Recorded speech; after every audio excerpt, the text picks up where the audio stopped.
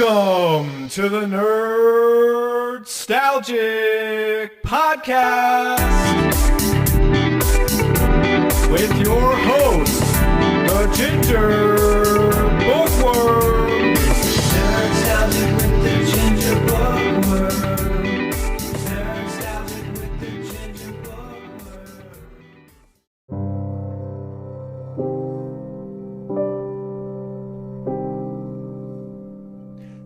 On a lonely stretch of Welsh coastline, a fisherman is killed by a hideous creature from beneath the waves.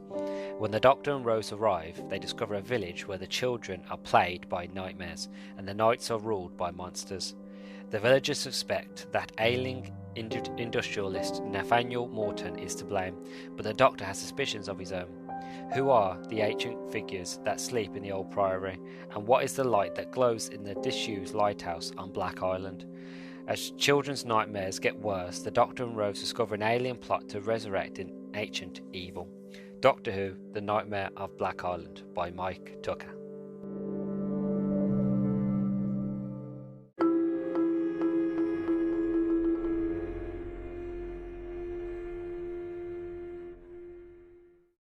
Howdy Beans, and welcome back to another exciting episode of the Nerdstalgic podcast with your host, me, Luke the Human. Hope you're doing well, hope you're good. As per usual, as you heard in that wonderful plot summary, we will be looking at the Doctor Who novel, The Nightmare of Black Island by Mike Tucker. But before we get into today's topic, just want to do a bit of housekeeping, because I like to keep my house nice and clean. So if you haven't yet already, make sure that you follow me on Twitter at nerdstalgic_pod to be kept up to date on everything and anything that I am doing. Also, if you listen to this on YouTube, don't forget to like, comment and subscribe. Currently I'm at 132 subscribers and growing, which is absolutely wonderful. So for everybody who is subscribed to the YouTube channel and who is following me there, thank you very, very much. It means the absolute world to me. So today we're doing more sort of Doctor Who. It's been a while since I've done a Doctor Who novel. I think the last time I did it was possibly November, which was before the 60th anniversary specials. The Star Beast, the Wobbly Yonder and the Giggle, and then we had the Christmas special. Basically from near to the end of November all the way up to December, it was Doctor Who madness. I generally felt like I was a Doctor Who centric podcast at that stage. Like I wasn't doing anything else but Doctor Who. So if you wasn't a Doctor Who fan at that point, I do apologise. But if you was a Doctor Who fan, you got your boots full for Christmas, most definitely. But for anybody that doesn't know, who is not aware or is jumping on straight here, since last year, season 2, I have been taking a slow sort of journey into series 2 of Doctor Who. Series 2 being the 10th Doctor and Rose, or David Tennant and Billie Piper.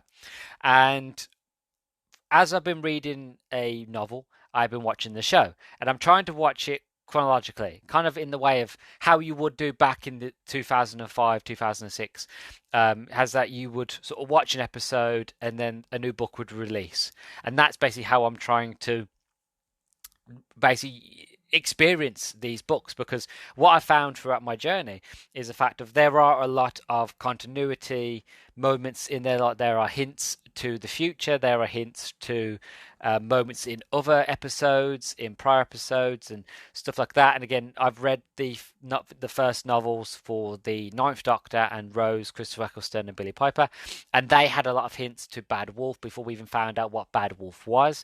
And I'm starting to notice things in these books as well of hints to Touchwood and stuff like that. So I'm having a lot of fun in enjoying them, getting those little nuggets of information and getting those little continuity moments. And I'm enjoying the books. Like none of them have been crap so far. They've all been quite wonderful. They've all been at least a 4 to 5 stars. So it's been absolutely incredible. So that is to kind of bring you up to date. One thing that I do as well with these episodes is because I don't do a very, very long book review when I actually get around to finishing in them, I like to kind of fill the intro with Doctor Who updates, basically. So the first few updates I want to talk about is my sort of Doctor Who episodes that I did, that I mentioned earlier. So as I mentioned, near to the end of November, the beginning of almost to the end of December, really, I did nothing but Doctor Who. So I did the Resurrection Casket, which was the book that came out before this one that you should read before this one. If you haven't listened to the episode, please do give that a listen. That one's a lot of fun. It's set in space. It's very much Treasure Island, Treasure Planet meets Doctor Who. It's a lot of fun. It's a real proper adventure story. If you want to get lost, that's a great one to enjoy. And it's the same with a lot of the books. Is the fact of you don't have to read them in order like I'm reading them in, because they are their own standalone episodes, their own standalone novel stories. But if you want the true full experience, obviously you read sort of one after the other. But if you are looking for a fun little one, the Resurrection Casket is one for you. Then I did a review of the second Doctor Who movie, Doctor Who Daleks Invasion Earth, 2150 AD. Then I did a review of the Star Beast, and then I did it on Wild Blue Yonder, then the Giggle, then I gave a bit of a break, and then I did a review on the Christmas special, The Church on Ruby Road, and then I finally, the last episode that I did of 2023 was my review of the Doctor Who, the movie from 1996 with Paul McGann. So there's been a lot of Doctor Who episodes that you can check out on the podcast. So if you are new to the podcast and you haven't listened to any of the Doctor Who things that I've done so far, there's a huge variety just there from November to December. There are other things as well, other episodes, and I am planning on covering more Doctor Who topics in the future, not just the books and not just the modern series. I would like to go back now that they're all on BBC iPlayer and look at all the sort of older Doctor Who episodes and kind of break them down sort of thing, and I should be able to get through those a lot quicker because I won't be reading the books. I'll just be watching the episodes and reviewing each season as they come. So there's a lot to look forward to, and if you are a Doctor Who fan and you're stepping in here, there's a lot to sort of catch up on and to devour, if that is you like what you hear in today's episode. Fingers crossed you do, because I work really, really hard, and I'm a huge Doctor Who fan, so fingers crossed you decide to stick around. Next thing I want to talk about is sort of carrying on with my Doctor Who sort of journey. So currently I'm on Series 2, Episode 8, which is The Impossible Planet. I have stopped here. I haven't watched The Impossible Planet yet. Obviously, I have watched it before, but in terms of this little journey, I haven't watched this episode yet. Simple reason, because as this book and the next book, which is The Art of Destruction, they all come before The Impossible Planet in continuity wise. They're all set before it. They all sort of take place before the episode.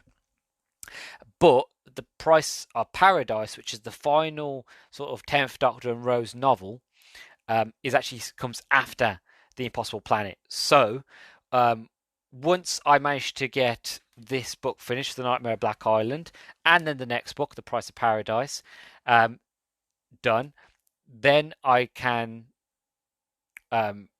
watch The Impossible Planet, and then I can finish the rest of the series in full, which what I'll probably end up doing is once I finish the series, I'll probably end up going back and rewatching the second series and taking notes, and then I'll be able to get around to actually properly reviewing Series 2 of Doctor Who in its entirety. That more than likely won't come until later on in the year, but hopefully it will come in Series 3, because it shouldn't take me too long to get around to reading the rest of these books, because there's only 3 left. If I'm adding in this one, there's only 3 left, so it shouldn't take me too long. So fingers crossed. So my impressions so far on this book, like I'm not very far in. I'm only 80 pages in out of, I think it's about 300. So I'm 80 pages in out of 250 pages. So far, I love it. I enjoy it. My initial impressions are, I love it when Doctor Who goes horror. Not just from the name, but obviously from this, what's happened so far in the story. It's very horror filled. Like, it reminds me, if I'm reading Stephen King, like it feels very sort of Pennywise, It sort of feeling to it. Obviously, I can't elaborate as to why, because again, spoilers, but also the fact of I actually haven't gotten that far in the story to really fully elaborate on what I mean, because I don't know what I mean fully. It's just a feeling that I'm getting so far.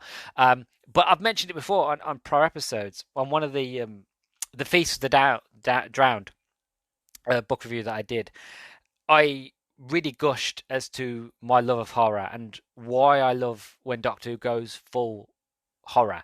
Because one of the joys of science fiction, and one of the joys of even fantasy, but specifically science fiction for this point is what I'm trying to make, is the fact of we don't know what's out in space. We don't know. We only know what happens here on this planet, to an extent anyway. And the idea of going out into space, being incredibly dangerous and going to distant planets, we don't know what kind of creatures and monsters and all sort of alien life is like out there. It could be friendly, it could be hostile, it could be incredibly vicious. We don't know. And that's the fear, and that's kind of what sort of the Alien franchise is built off of. And the whole idea of we don't know what's out there, so it's the next frontier. It's incredibly scary, and obviously why The Thing is so popular. And I love it when Doctor Who itself decides to go the horror route, because it works so perfectly. In episodes, when you get to watch it on the screen, or when you get to experience it with the books. Because again, if you break it down, the Cybermen is all body horror about what they do, how they kind of upgrade humans and species. They take them and chop them up, and all that's left is like a brain and a heart, but the rest is just replaced with hardware. It's the same with the Daleks. The Daleks are very terrifying, but it's all about sort of mutations and changing the human body and that sort of thing. And if you actually look what's inside a Dalek, it's quite grotesque. And Doctor Who at heart is very got a lot of horror aspects to it, and I love it when they lean into that. And the reason why I love the book so much is because they lean into that horror so much. Obviously, I will get around to elaborating that a lot more when I've actually finished the book, but so far it's very spooky. It's got kind of very creepy. It's very Stephen King-esque sort of feel of it. And the whole story revolves around nightmares, and we all know, because we've all had nightmares, how sort of vivid and realistic and monstrous a lot of the creatures and beings in our nightmares can be. And think of that. Think of your worst ever nightmare, the worst nightmare you ever had, the worst sort of creature or being your imagination was able to conjure, and then imagine meeting that creature in front of you and it was chasing you through a forest. Absolutely terrifying. Generally, pardon the pun, horrifying. Very nightmare endearing. So that's the sort of idea and concept I'm picking up so far. So generally, my first impressions, 80 pages in, I'm loving it. I'm taking it slow. I'm trying to devour everything. Of course, when I read these novels, I try to take down notes of things that I notice in terms of continuity, in terms of things that I thought were interesting, parts that I want to mention, that sort of thing. So far, so good. And hopefully I can get around to finishing it. I've got some free time coming up, so I'll be able to get it finished soon. But yeah, my first impressions is it's pretty good. Hopefully it stays that way and it sticks to landing. I feel like it will, because so far, and I'm going to shoot myself in the leg, out of all the Doctor Who novels that I have read so far, only one really sort of let me down. But even then, it was more like a 3-star. It was good, but it wasn't the full cigar. It was great, but it wasn't Carlin. The rest have been 4 to 5 stars. So far, I haven't been disappointed. So I have my fingers crossed. And that is that, really. That's all I've got to say for the introduction. I'm going to go off now and read a bit more of the novel. You lucky lot will get to hear my full review right now. So, without further ado, allons-y.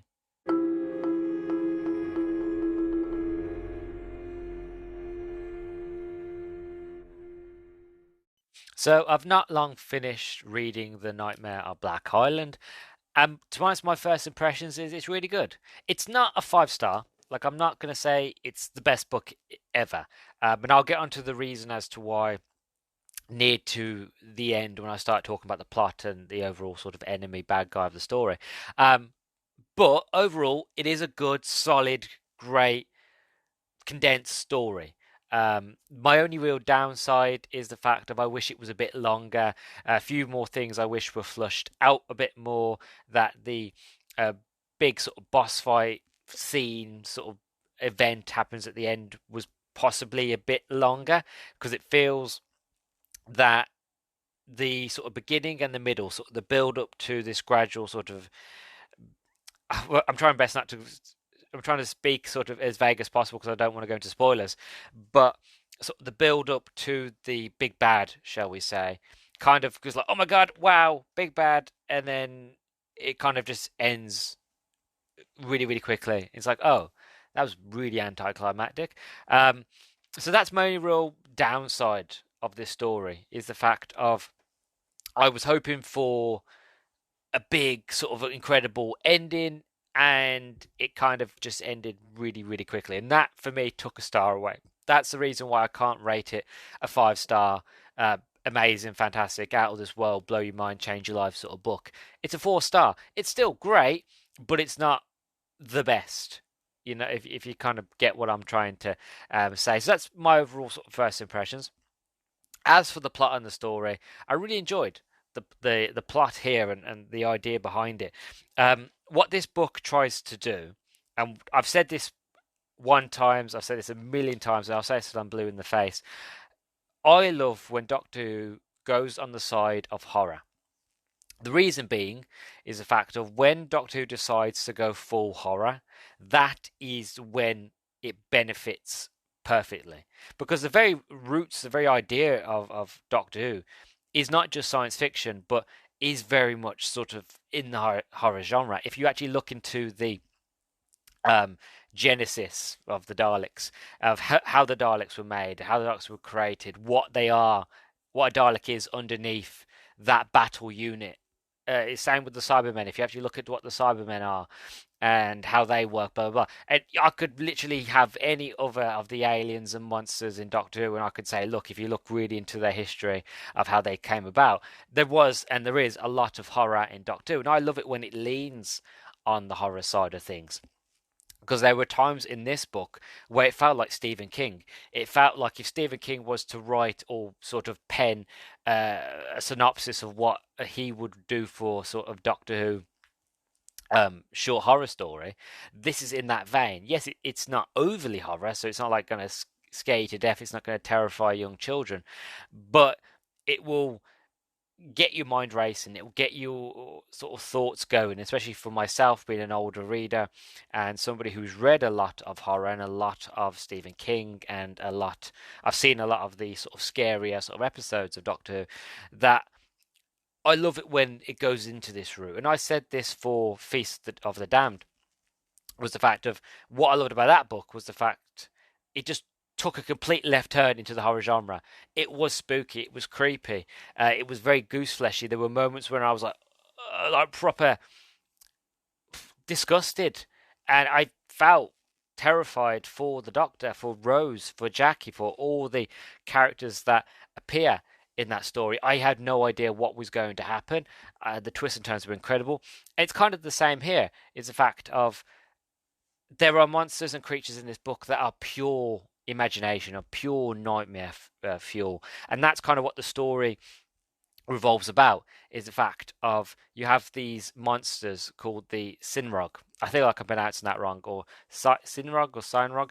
I don't feel like as I was reading the book I was pronouncing these enemies right, but this enemy, the Sinrog, they are basically using telepathy to make the children of this little sort of town village in Wales fall to sleep.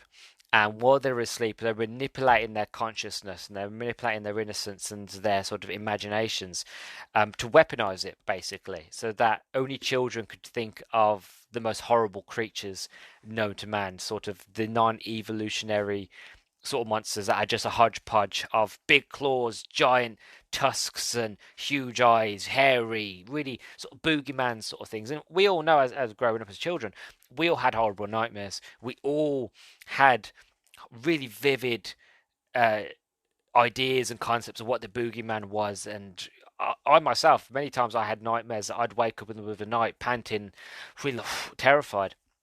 We've all had those sort of dreams. And they're being weaponized against the people of this town. And without going to spoilers, as the story progresses, you learn as to why the Simrog are there, what they're trying to do, what their overall goal is with actually manipulating these children's dreams, and why they're using the nightmares and X, Y, and Z. And it's very, very fascinating. And the Doctor, when he first lands there with Rose, he has no idea what's going on. He's never seen these creatures before. It's a completely new entity. And another thing that I love about reading the books as well is the fact of, yeah, don't get me wrong, it's great to see like the Savine, or it's great to see the Daleks, or the Cybermen, or the Silurians, or the Nestine Conscious, and that sort of thing. It's wonderful to see these creatures show up in the books. But I love it when you have a writer who's like, look, just write a Doctor Who story. Create new villains, create a new alien race. It doesn't matter. Use an old one, use a new one. Just do what you want. And I love that, because then you're not constricted to having to follow the rules of the show. All you have to do is follow is the fact of the Doctor, companion, maybe psychic paper, sonic screwdriver, TARDIS. That's about it, really. You like, apart from the few small details, and he's a Time Lord, blah blah. You're not constrained. There's no sort of moment where you feel like, oh, I have to, as a writer, that is, I have to make sure that I stick to this story, to that story. It's a fact of new enemy, new plot, blah blah blah. Do what you want, go for it. And I feel like these books benefit from that. It really, really does. And the whole sort of the end, which I will get to very, very shortly. But with the whole sort of plot and the twists, you're learning as the Doctor learns in this story. Because the Doctor, he's kind of, I've always imagined the Doctor as Columbo. He knows what's going on. He's always 10, 20 steps ahead of everybody else. But in this one, he's ahead, but he's unsure. And it's wonderful to see the Doctor unsure, because there's moments of like, we love to see him when he's a genius and he knows what's going to happen and he just plays the fool until he needs to be the genius. But in this one, he's still the genius, but he's unsure because he can't understand as to how this is happening. And it's not until the slowly sort of the strands and the twists and the turns start to be revealed where you are surprised when the Doctor's surprised. And at the same time, you are that fear, that nightmare fuel, that sort of really creepy brutalness. Because again, this book is brutal. There is blood, there is gore, there is very visceral descriptions of people being torn apart and people dying. Two of these monsters, these beasts, it's not graphic, it's not overly sort of in your face Robert James Herbert sort of thing, but it's still very much in the vein of, oh god, this is something that I would love to see on the TV show, but the BBC would never do. I'm glad I'm reading the books because I'm getting it. I'm getting what I want somewhere else, but I'm still getting the Doctor Who, if that makes sense. I feel like I've not explained that properly. Basically, I'm getting Doctor Who, but I'm getting the Doctor Who that what I'd like to see, but we'd never see, basically. And I really enjoyed this book for that. Now, as again for the ending, one of the downsides of it, and again I would try to be as vague as possible, is the fact of there is a big bad, there is a big monster, like a big sort of evil alien, and I would say there's a fight scene, but it's not really a fight scene. It's just the fact of, and again, I know it's Doctor Who, and I get it, and I know these books aren't meant to be overly like huge novels. They're not meant to be really long. They're meant to be like a short book that you can finish within less than a week, sort of thing. Depends how quick you are as a reader. But that being said, there is a moment at the end of the story where the Doctor basically saves the day because he is clever and because Rose happens to, she doesn't herself, but somebody that they're with flicks a switch, and then the battle just ends, and that's it. And it just feels like the end of the story is just rushed to like, okay, big bad saved, all is well, all is good. All right, time to enter things now and end this book. And that was my biggest downside, was the fact that we had this huge build up to this huge twist, this big monster, this big event, this big moment. It happens and it comes and it's incredible and it's epic and it's fearful because you don't know what's going to happen. And the Doctor is fearful. He hopes that Rose is going to save him and that Rose is going to make the right choice and everything's going to plan out the way he hopes it would do, that it's not too late. And just before the carnage and all the sort of epic that the book is building up to happens, it's cut short straight away. Monsters defeated, and that's it. It's the fact. Okay, all is well. Come on, Rose. Time to get back into the TARDIS. We're out of here. It's a boo boo, and that's my only downside is the fact of everything else up to that point, perfect, 5-star. The end, it loses a star because it just feels rushed. It feels like the writer kind of had this huge, incredible build up, and flounders is a horrible word to use. It's not a very fair word, should I say? Most of the fact of it just felt like the author got to the end, and it just felt like, okay, I've got to end it now. That's it, done. And that's the only downside. And it's a shame because this is the first Mike Tucker Doctor Who novel of his that I've read. I have listened to a few other of his Big Finish stories. If I get Goodreads up on here now, I've listened to his other Big Finish stories and I've loved them. They've been absolutely great. Mike Tucker. So he did, or shall I say he has done, as it decides to load. So he did The Nightmare Black Island. He's also done the Doctor Who The Crawling Terror, Doctor Who Snow Globe 7, Doctor Who The Silurian Gift. Those ones I haven't listened to. He's also done for Big Finish Doctor Who The Genocide Machine with the 7th Doctor, which is absolutely incredible. I highly recommend that one. It's with Sylvester McCoy and Sophie Aldridge are in that one. He did a story in Tales of Terror, which I've read, last Halloween, which was fantastic. He's done other ones like Illegal Alien, Doll Breeding, which was a Big Finish story. He's done a lot for Doctor Who, and this is my first foray into him actually writing a novel. He, again, as I mentioned, he has other novels. He did one for the 13th Doctor. He did another one for the 10th Doctor and Martha. And he did a short story with the 11th Doctor called The Silurian Gift. So I do look forward to reading more of his work and listen to more of his work with Big Finish. It just feels here, I don't know, it just feels like he rushed the end. And maybe that was an unfair comment to make because, again, I'm not him. I don't know. I'm not the writer. It just feels that way to me. You know, so that's my only, again, caveat of it. But as you all know, and hopefully you know, or you will know if you've been listening to my book reviews of the My Little Doctor Who adventure here, that at the end I like to talk about the continuity and bits of trivia that I notice as I read these books, because these books have tons of it.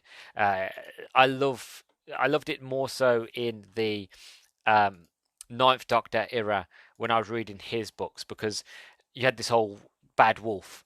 And obviously I knew what Bad Wolf was going into those books because I happened to grow up with the TV show and a bit as a big fan. I already know what this whole thing of Bad Wolf is. But as I was reading them, it was fun to go back and to read Bad Wolf and to think, you might, if you had never watched the show in the first series in full, and then you've just read the books as you was watching the first series, you would just look over Bad Wolf completely and not think of it at all, and you would just keep going.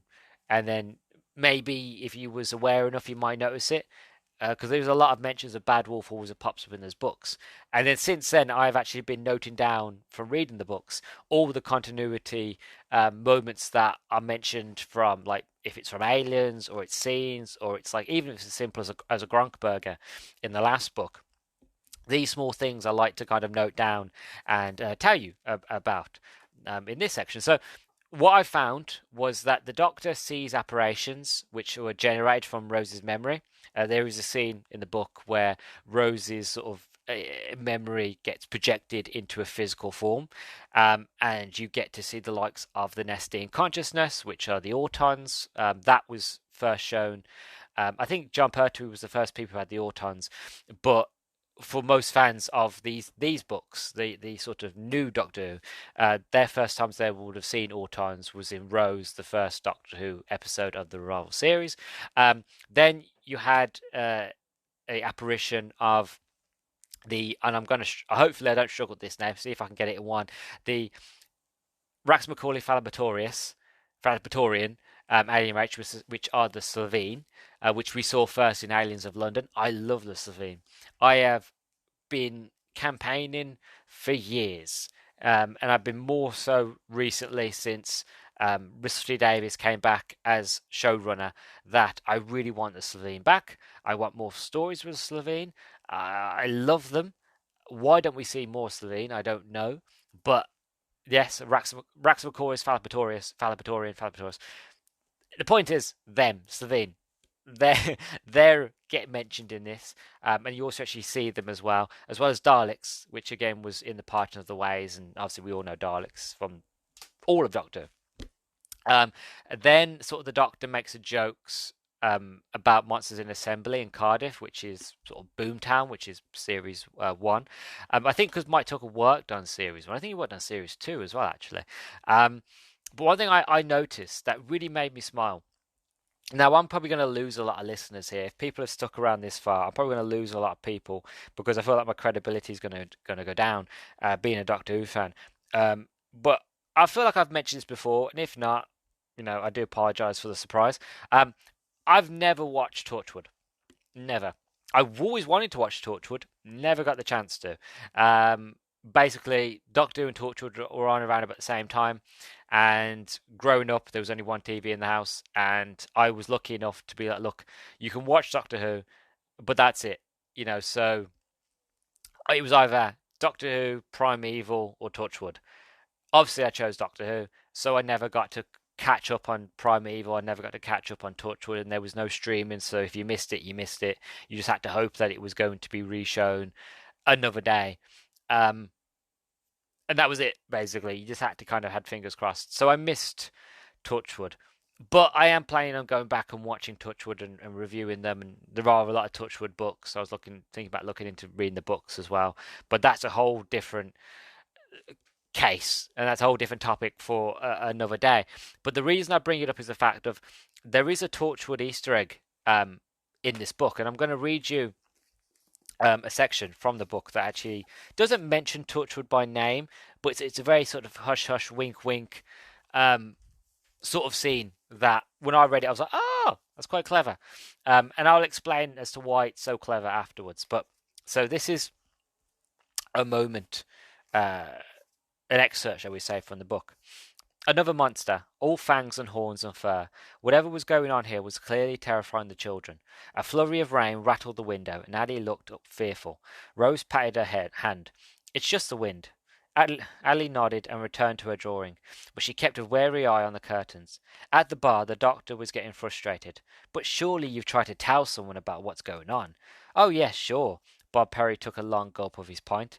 Monsters roaming the streets. That's really going to sound good. Think that the Assembly in Cardiff has got a department that deals with that, do you? The doctor says. You might be surprised. ... Yeah, so we all kind of know what he's hinting at there. Maybe if you had read this back when it first came out, maybe you'd not have noticed. But why I feel like this is a sort of a Torchwood reference, not just because the fact of that's where Torchwood is based, in the Assembly in Cardiff, but also this little sort of bit of detail that I found. So this book was released on the 21st November 2006. The first ever episode of Torchwood, season 1, season 1, episode 1, it aired on the 22nd of October 2006. So a month later, the first episode of Torchwood drops, which is Everything Changes. Again, never watched Torchwood, so I can't really go into talk about it because I don't know anything about the show at the moment, sadly.